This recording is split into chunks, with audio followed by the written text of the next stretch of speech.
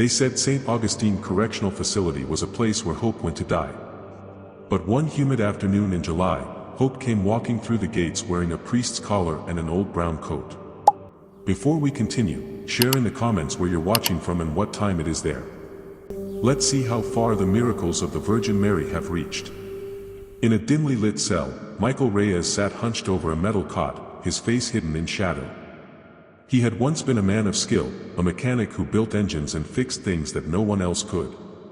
Now, after 10 years in prison, he couldn't fix anything, not his mistakes, not his reputation, not even himself. He had stopped counting the years. Stopped praying. Stopped believing there was anything left worth waiting for. The prison walls around him dripped with moisture, every sound exaggerated by the emptiness. Keys clattered. Doors slammed. Somewhere, a man shouted curses into the void. Michael didn't even flinch anymore. His life had become a steady hum of noise and regret. That's when he heard the soft knock.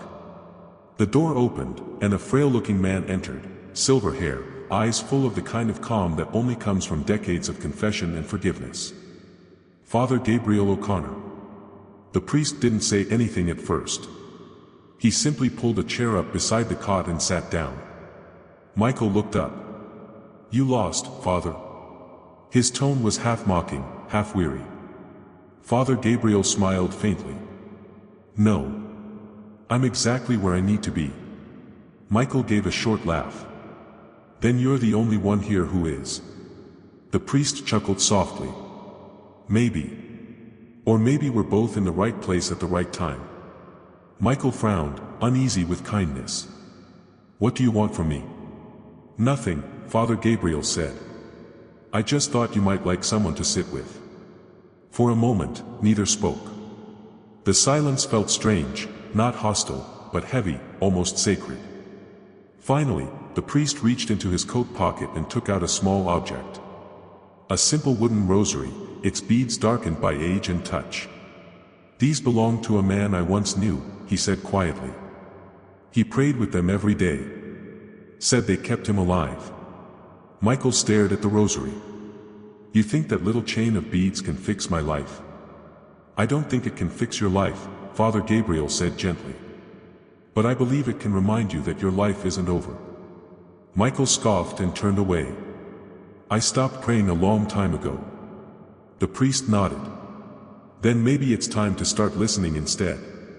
He placed the rosary on the edge of the metal table and rose to leave. Michael didn't reach for it. He just stared at it, suspicious. "You're wasting your time, Father." Father Gabriel smiled again, the kind of smile that carried no judgment. "It's not my time I'm spending, son. It's his." And then he was gone. That night, Michael lay awake on his cot, staring at the rosary lying inches away. The corridor was quiet, except for the low hum of the fluorescent light above. He picked up the rosary, turned it in his hands, and felt something he hadn't felt in years: warmth. He didn't pray. Not really. But he whispered a few words under his breath, half prayer, half confession. "If you're still there. I don't know what you want with me." The words felt strange on his tongue, but not wrong. He fell asleep holding the rosary, and for the first time in a decade, he dreamed, not of violence or regret, but of light filtering through stained glass and the faint scent of roses. The next morning, something in him was different. He couldn't explain it, but the usual anger in his chest had loosened, as if some invisible weight had shifted. Even the prison noises, the shouting, the clanging, seemed distant, muted. When Father Gabriel returned later that week, Michael was waiting for him. "I kept your rosary," he said gruffly, holding it out. Father Gabriel shook his head. "No. It's yours now." Michael frowned. "I didn't earn it." "You don't earn grace," the priest said. "You accept it." Michael looked down at the rosary again. The beads were rough and imperfect, the crucifix worn smooth by time. For a man who had built engines his whole life, who had measured his worth in precision and metal and logic, it was strange to hold something so fragile, and yet feel something so real. He sighed. "You really think God's still listening to people like me?" Father Gabriel leaned forward, his voice soft but certain. He never stopped. That night, Michael prayed again. Not because he believed, but because something inside him wanted to. And as his lips stumbled through the words, "Hail Mary, full of grace," the air in his cell changed. It grew warm, fragrant, almost alive. For a moment, he thought he imagined it. But then he smelled it clearly, roses. Fresh, faint, impossible roses in a concrete cell. Michael froze, his pulse pounding. He looked around, half afraid, half awed. There was no one there. No flowers, no candles, nothing but the dull glow of the light above. Yet the scent lingered. He gripped the rosary tightly, his heart trembling. "Father, if this is you, don't stop now." Outside, in the hallway, the security camera flickered once, then stabilized. The night guard, reviewing footage later, would swear the image of the prisoner in cell 217 seemed momentarily bathed in soft light. He dismissed it as a glitch. But deep inside that silent cell, Michael Reyes knew the truth: something, or someone, had just entered his life again. By the time dawn broke over St. Augustine Correctional Facility, the scent of roses had faded, but it lingered faintly in Michael's memory, like a dream that refused to die. He went through his usual motions that morning, the clang of breakfast trays and the metallic echo of gates closing one after another. But the rhythm of prison life felt lighter somehow. The guards noticed. "Reyes," one of them barked, "you look like you just won the lottery." Michael smiled faintly, a rare and quiet smile. Something like that. What he couldn't say, what he wouldn't say, was that for the first time in 10 years, he had woken up without the weight of hate in his chest. He didn't know why, or how, but he felt seen. That same morning, across the compound, Ethan Walker, the prison warden, arrived at his office with his usual precision, 7:03 a.m. sharp. He was a man who believed in rules, schedules, and control. His shoes always gleamed, his desk was always clean, and his expression rarely changed. For Warden Walker, faith had no place in the business of law. Religion, he thought, was a tool inmates used for sympathy or parole points. He'd seen 100 born-again conversions, and he believed none of them. He poured his coffee, glanced at the day's reports, and frowned. At the top of the page, a guard had scribbled a note. "Inmate Reyes has been behaving unusually. Calm. Cooperative. Smiling." Walker snorted. Smiling? He tossed the paper aside. Must be losing his mind. Still, something about that note itched at the back of his thoughts. Reyes had been trouble once, angry, bitter, quick to fight. A man who spat at chaplains and cursed God out loud. Now he was calm. Why? He buzzed his intercom. "Send Father O'Connor to my office." When Father Gabriel entered, the warden greeted him with a tight smile. "Father, I've noticed one of your frequent visitors seems to be changing his tune." The priest nodded, knowing exactly who he meant. "You're speaking of Michael Reyes." Walker folded his arms. "That man's playing you. Religion's a language he's learned to manipulate." Father Gabriel met his stare without flinching. "And yet," he said softly, "even actors forget their lines when grace speaks." The warden leaned forward, unimpressed. "Father, I respect your vocation. But this is a prison, not a church. Don't let one man's performance cloud your judgment." Father Gabriel simply smiled. "Tell me, Warden, when's the last time you prayed?" Ethan's jaw tightened. "I run a facility, not a parish." The priest sighed, not unkindly. "That's what I thought." Before leaving, he placed something small on the warden's desk, a folded piece of paper with the words, "The heart of stone can still become flesh." Ezekiel 36 verse 26. Walker stared at it long after the priest left. The words irritated him more than they should have. At home, Ethan Walker lived alone with his 15-year-old daughter, Clara, in a modest 2-story house overlooking the bay. It had once been full of laughter, piano music, and family dinners. But since his wife's death 3 years ago, silence had taken over. Clara was bright, artistic, and tender-hearted, a stark contrast to her father's rigidity. That morning, she sat at the breakfast table sketching in her notebook, the soft graphite scratching over paper. "You're quiet today," Ethan said. She smiled faintly.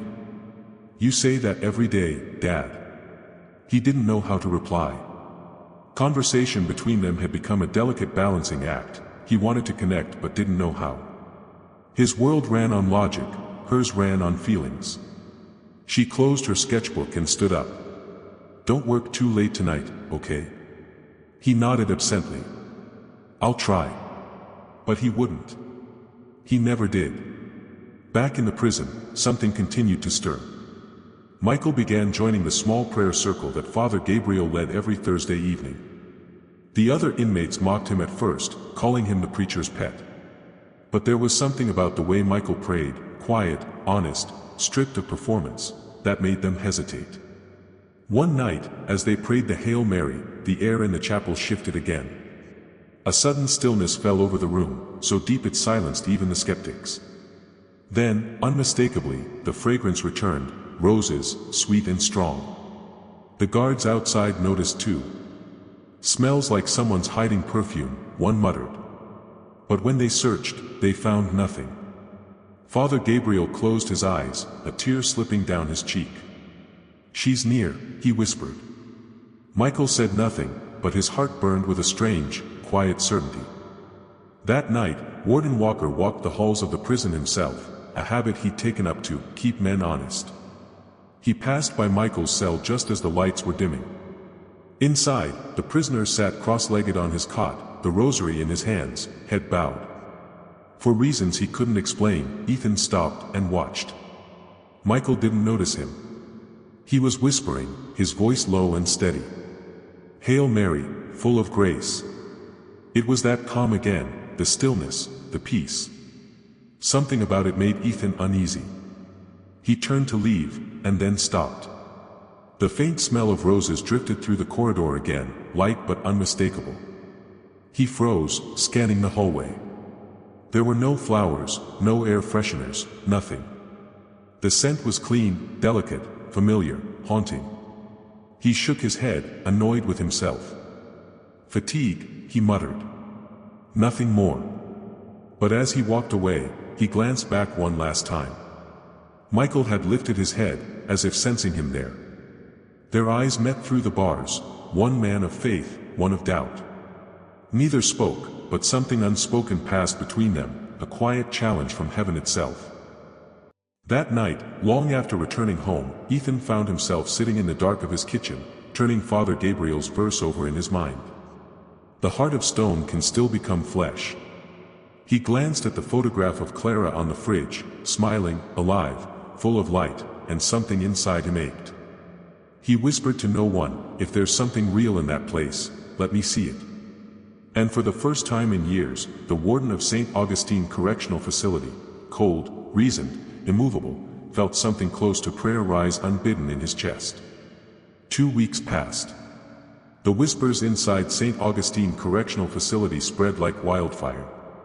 Some inmates joked about the ghost of roses. Others crossed themselves when they passed cell 217, where Michael Reyes spent his nights in prayer. To the guards, it was superstition. To Father Gabriel, it was a quiet miracle. But to Warden Ethan Walker, it was a problem. He didn't like mysteries he couldn't control, and he certainly didn't like things he couldn't explain. Still, deep down, the thought of that scent, roses in a concrete hallway, stayed with him like a stubborn echo. That Friday morning, Ethan arrived earlier than usual, tension already tightening in his jaw. As he passed through the control wing, he spotted a new correctional officer, Officer Karen Holt, standing stiffly by the monitors. "Everything calm?" he asked. She nodded quickly. "Yes, sir. Except, something strange." Ethan frowned. "Strange how?" She pointed at one of the screens. It showed Michael's cell, dark except for the faintest glimmer of light. "Sir, every night between 2 o'clock and 2:05 a.m., the camera flickers. Same cell. Every time." Ethan exhaled through his nose. "You've checked the wiring?" Yes, sir. Twice. He rubbed his temples. I'll handle it. But even as he said it, he felt that same tight unease, the feeling that this was no ordinary malfunction. Later that day, Father Gabriel arrived to visit Michael again. When he entered the cell, Michael stood up immediately, his hands folded. "You've been praying more," Father Gabriel observed. Michael smiled faintly. "It's the only thing that makes sense anymore." The priest nodded approvingly. "And Saturday, that's a good thing. But I need to warn you, miracles don't come to make us comfortable. They come to test us." Michael frowned. "What do you mean?" "Grace doesn't erase pain," Father Gabriel said softly. "It purifies it. And sometimes, it draws darkness closer before the light breaks through." The words hung heavy in the air. Michael didn't yet understand them, but soon, he would. The following day, during evening inspection, an argument erupted in the cell block. An inmate named Raymond Carter, known for his temper, accused Michael of acting holy and putting on a show for the priest. When Michael tried to walk away, Raymond shoved him hard against the bars. The guards rushed in to separate them, but not before Raymond snatched the wooden rosary from Michael's hand and hurled it to the ground. The crucifix snapped. Gasps filled the corridor.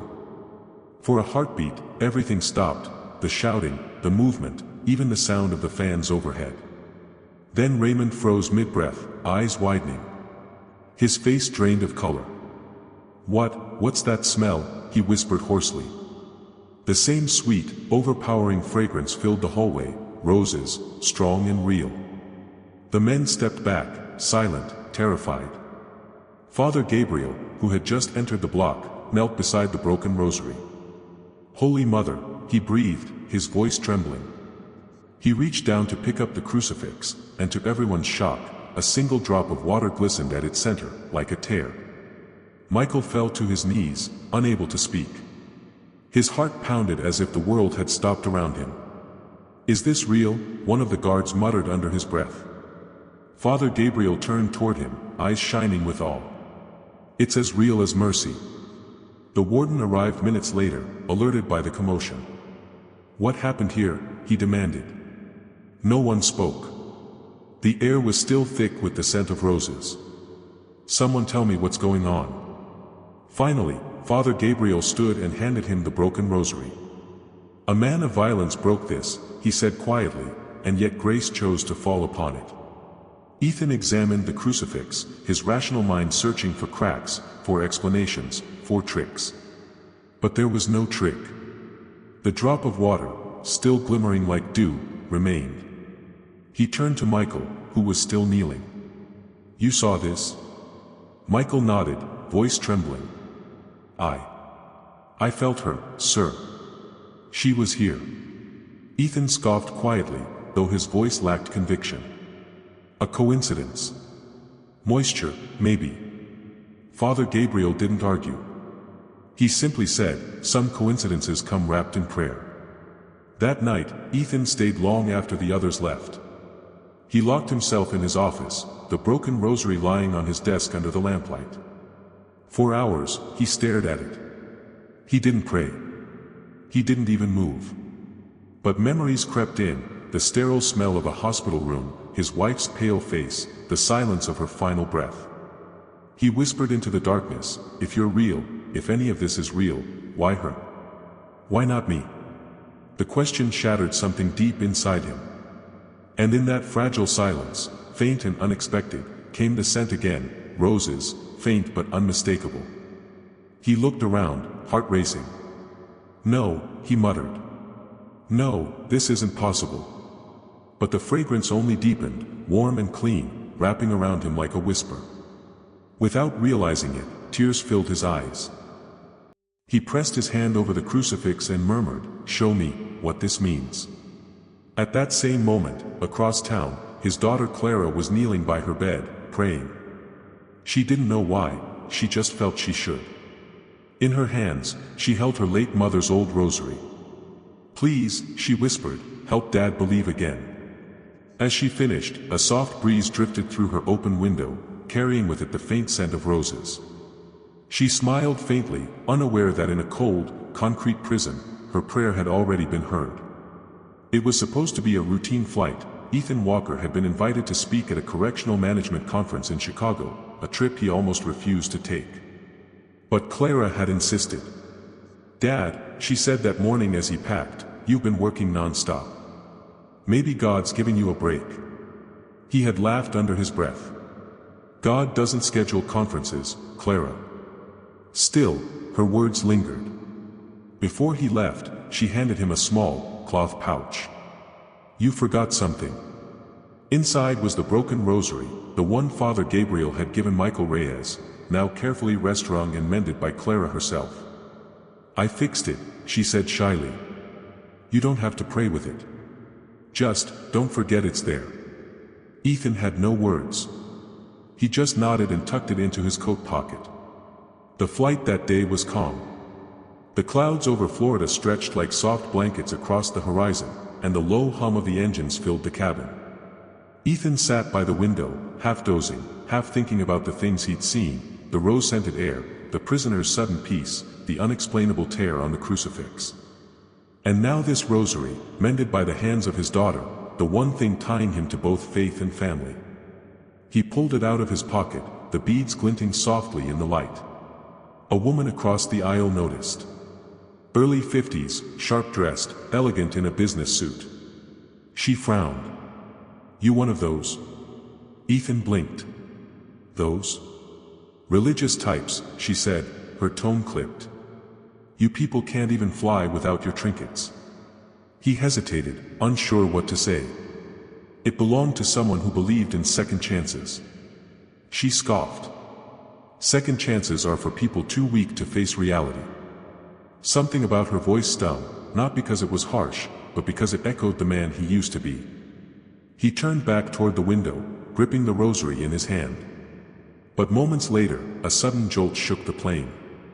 The overhead lights flickered, trays rattled, and gasps erupted across the cabin. "Ladies and gentlemen," the captain's voice came on, calm but strained, "we're experiencing unexpected turbulence. Please remain seated." The plane dropped suddenly, not just a bump, but a plunge that made hearts lurch into throats. Someone screamed. Another began to pray aloud. The elegant woman clutched her seat, panic flashing in her eyes. Ethan's hand tightened around the rosary. For the first time in years, he whispered a prayer without thinking. "Hail Mary, full of grace." The woman beside him turned sharply. "You think that's going to help?" He didn't answer. The plane shook again, harder. Oxygen masks dropped from above, and the cabin filled with cries. A baby wailed. A man muttered the Lord's Prayer under his breath. The woman snatched at Ethan's hand, the one holding the rosary. "Give me that." He froze. "What?" "I said give it to me," she cried, trembling. "If your God's real, he'll save me too." Before he could react, she yanked the rosary from his hand, and in her panic, the chain snapped, beads scattering across the floor. "Man!" But it was too late. The crucifix fell between their feet, and at that exact moment, the plane lurched violently to one side. Screams. Metal groaning. The sound of an engine sputtering. And then, silence. A strange, deep, impossible calm filled the air. The plane steadied. The descent slowed. The shaking stopped. Passengers gasped, clutching one another, weeping. The lights flickered back to life. Ethan blinked, heart hammering, unable to process what had just happened. The woman beside him was trembling. Tears streamed down her cheeks. I didn't mean to." She looked down at the broken crucifix, and froze. From the split wood at its center, a thin line of light shone through, not harsh, not blinding, but gentle. Warm. Alive. The scent of roses spread once again through the cabin, soft but unmistakable. A child across the aisle whispered, "Mommy, it smells like church." When the plane finally landed safely in Chicago, passengers stumbled out in shock. Ethan sat motionless for several minutes before the woman finally spoke again. "I'm sorry," she whispered. I mocked you, mocked him. Ethan looked at her, and for the first time, saw not arrogance but brokenness. He picked up one of the scattered beads and placed it in her palm. He forgives faster than we do. She nodded, speechless. That night, alone in his hotel room, Ethan laid out the broken rosary on the bedspread. The scent of roses was gone now, but something deeper remained, peace. He thought of Michael Reyes back in his cell, of Father Gabriel's quiet faith, of Clara's gentle hands mending what others broke. For the first time since his wife's death, Ethan knelt. He prayed not with anger or bargaining, but with surrender. If you've been waiting, Lord, I'm done running. And somewhere, in a quiet Florida prison cell, Michael Reyes woke suddenly, his heart racing, his spirit stirred. He smiled faintly, whispering into the dark, "Someone just found you." Back in Florida, the news of the plane incident spread quickly. The headlines spoke of a near disaster, a miraculous recovery mid-air, unexplained stability after total engine loss.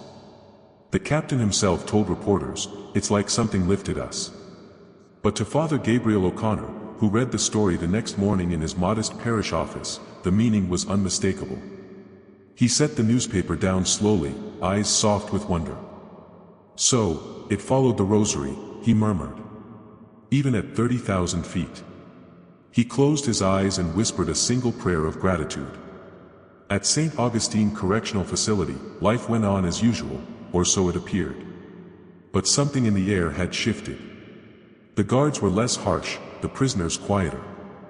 Even the endless noise of steel doors and shouted orders seemed somehow muted, subdued by an unseen peace.